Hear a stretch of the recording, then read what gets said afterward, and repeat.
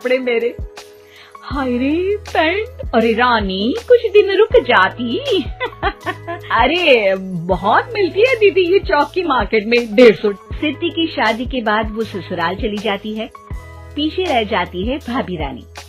सिद्धि के ससुराल जाते ही भाभी कहती है, अरे वाह जी वाह, सारे कपड़े मेरे। हाय रे पैंट, अरे वाह वाह, मजा आ जाएगा। अरे ये सिद्धि की अलमारी के सामने खड़े होकर क्या बड़बड़ा रही है? जा जाकर देख मेहमानों को विदाई की मिठाई मिली कि नहीं। अब हाँ माँ जी, क्यों नहीं, लेकिन पहले कपड़े तो बदल लूं। अब रानी आ जाती है सिद्धि के उन कपड़ों में जो वो ससुराल जाने से पहले घर छोड़ जाती है। अरे रानी कुछ दिन रुक जाती। अरे ये तो सिद्धि बिटिया को मैंने ही दिया था, बड़ा ही फबता था उस पर, तुझ पर तो कुछ खास नहीं लग रहा। अब वो ना मेरे सारे कपड़े गीले थे तो सोचा पहन लूं। वैसे भी सिद्धि को कौन सा दिन पुराने आउटडेटेड कपड़ों को पहनना है। वैसे भी ये सूट तो मैंने तभी पहना था, वैसे खास है भी नहीं ये। हाँ ठीक है, लेकिन ना मेरी सिद्धि पर तो जमता था। सारे मेहमान चले जाते हैं और सिद्धि ससुराल से मायके पहली बार आती है। अपना घर, अपना कमरा, अपनी अलमारी।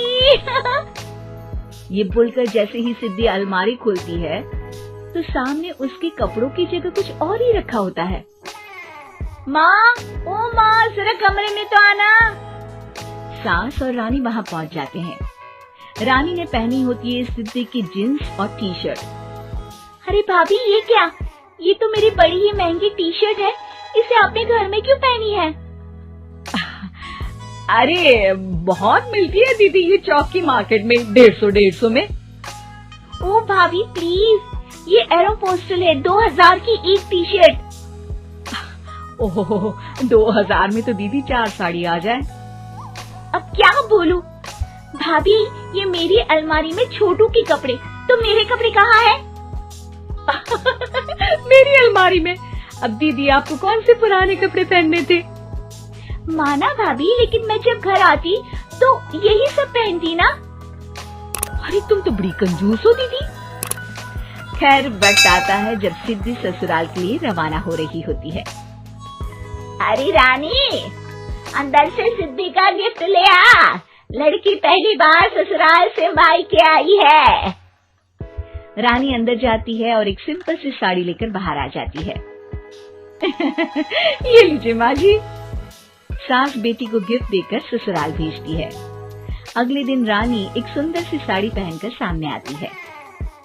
अरे रानी, ये तो वो साड़ी है जो मैंने सिद्धि को देने के लिए दी थी जब वो ससुराल ले जाती, लेकिन ये तूने कैसे पहन ली? अरे माँ जी, ये साड़ी तो मुझे बहुत पहले से ही पसंद थी, लेकिन चिंता ना करिए, मैंने सिद्धि के लिए भी अच्छी सी साड़ी दी है। हाँ। तभी सिद्धि का फोन आता है। क्या माँ, कुछ अच्छा तो दिया होता ससुराल ले जाने के लिए, अरे पहले दिखा दिया होता। ये चमकते हुए पैकेट में नौकरानी वाली साड़ी मत दिया करो माँ। अरे बेटे, वो तेरी भाभी ने ना गलती से उससे पैकेट बदल गया। हाँ, मैं कल ही तेरे भाई के हाथ से तेरा वाला पैकेट भेज दूंगी। अरे रहने दो माँ, आई एम श्योर भाभी ने अभी वही साड़ी पहनी होगी जो तुमने मेरे लिए रखी थी, तुम तो समझ नहीं पाई उनको। खैर छोड़ो, मैं ज्यादा बोलती अच्छी नहीं लगती, रहने दो, आपको उन्हीं के साथ रहना है, फिर बात करेंगे। सास को रानी पर गुस्सा आ जाता है। वो उसके कमरे में जाती है जहाँ वो शादी का एल्बम देख रही होती है। रानी, मार्केट जाकर एक ऐसी ही साड़ी लेकर आ, कल प्रतीक जाकर सिद्धि के घर दे आएगा। अरे क्यों माँ जी, कितनी साड़ी देनी है दीदी को? यहाँ कोई सेल लगी है क्या? अरे चुप कर, मेरे बेटी के हिस्से की साड़ी खुद पहन ली, अब ज्यादा ज्ञान बांट रही है। एक दिन सिद्धि का फोन आता है। माँ, मेरी सास ने आज सबको खाने पर बुलाया है। सारे लोग सिद्धि के ससुराल पहुँचते हैं। खाना खाकर वो लोग निकल रहे होते हैं कि सिद्धि की सास सभी को गिफ्ट देती है।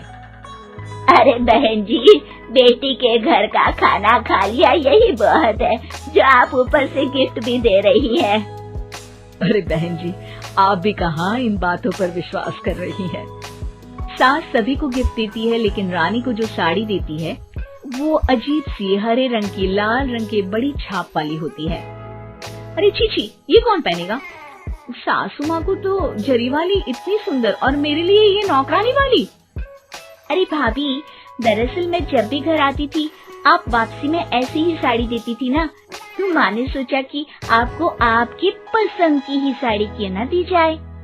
बेचारी रानी, बोलती भी तो क्या। सिद्धि और सास रानी का चेहरा देखकर हंसने लगती है, तो रानी समझ जाती है कि अपने ही बिछाए जाल में वो फंस चुकी है।